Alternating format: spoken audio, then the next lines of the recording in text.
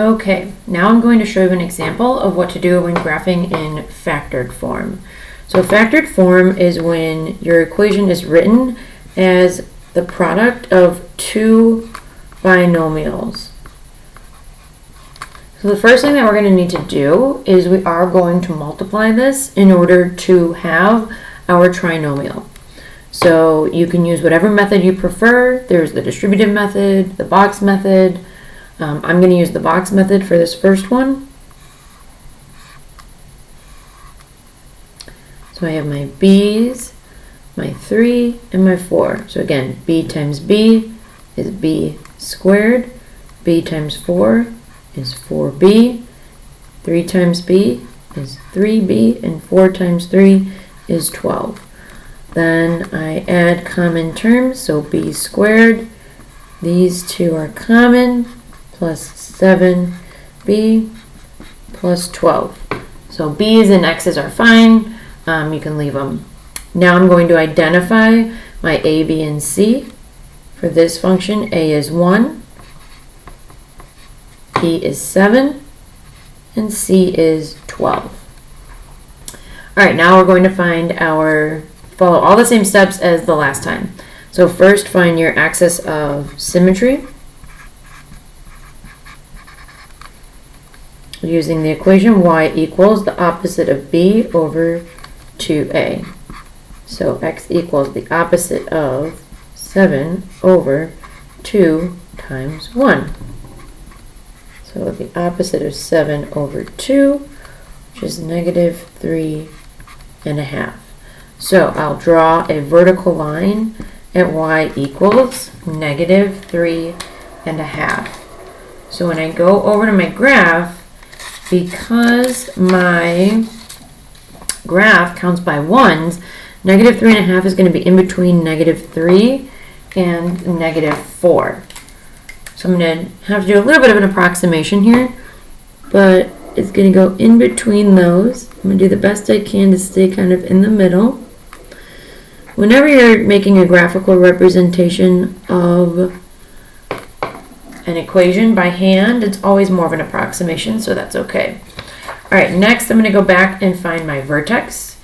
So if you remember, we use our x value, plug it in to our equation. So y equals negative 3.5 squared plus 7 times negative 3.5 plus 12.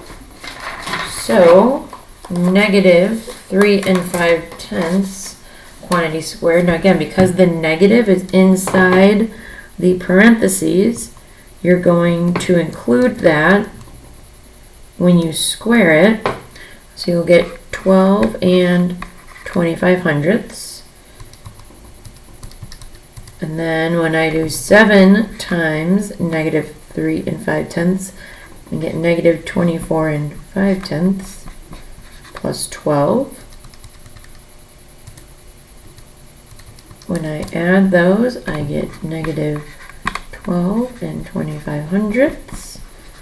So when I add 12, I'm left with negative 25 hundredths, or negative 1/4. That's easier for you. So I'm going to have a vertex at negative 3.5, negative 1/4. So again, this is going to be an approximation, especially with the graph that we have and the grid we're using. That's okay.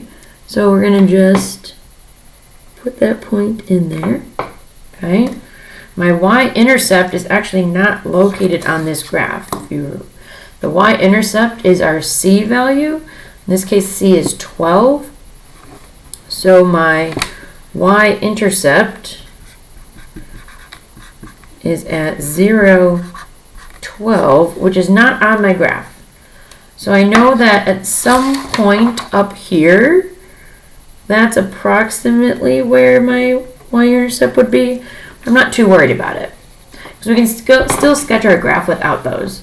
For this graph, I'm going to use the values of x equals negative 1 and x equals negative 2 to find my other points that I need to use to to plot my line.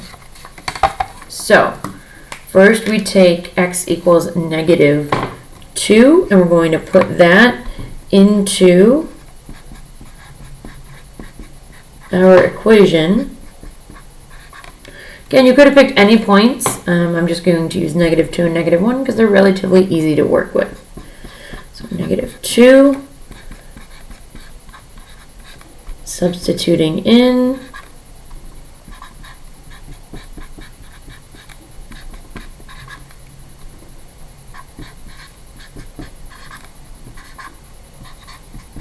so I'll have 1 point at negative 2, comma 2. So I can take that over here, go to negative 2, comma 2, plot my point. All right, now I'm going to use my other point, which I wanted to use the x equals negative 1. I'm going to change this to x so that in case that was confusing you, that goes away. B and x are interchangeable. Again, I have to include my parentheses, otherwise I won't get the correct value. Ooh, I apologize, that should be negative 1, not negative 7. Okay.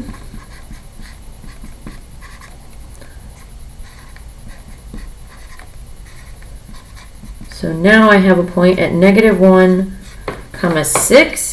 So again, I will come back to my graph.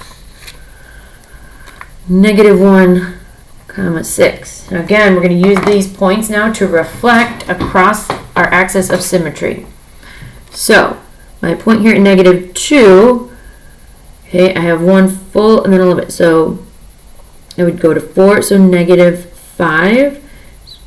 And then this point was at negative 1, 6. So again, I'm going to come over here to negative 6, 6. So because I'm counting by ones here, it will be even. Then I carefully sketch my line. I have my graph. So again, my axis of symmetry was at x equals, sorry, I forgot my point. Oh, x equals negative 3.5. My vertex was at negative 3.5, negative 1/4. I'm not finding my x-intercepts here. It's not, we'll go over that in the next lesson.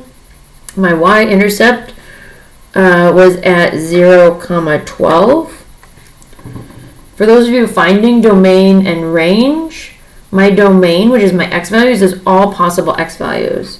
So for most of your graphs, your domain is going to be all possible values unless it's a real-world application. Your range is going to be whatever your minimum or maximum is, and then infinity. So for these, because they're both concave up, my range, my smallest value over here was negative 9, and then it can go forever. And over here, my smallest value, my minimum value was negative 1/4. It cannot go past that, and then up to infinity. So hopefully you can apply these to the other problems. If you have any other questions, watch the video again. If you still have questions, please feel free to contact me.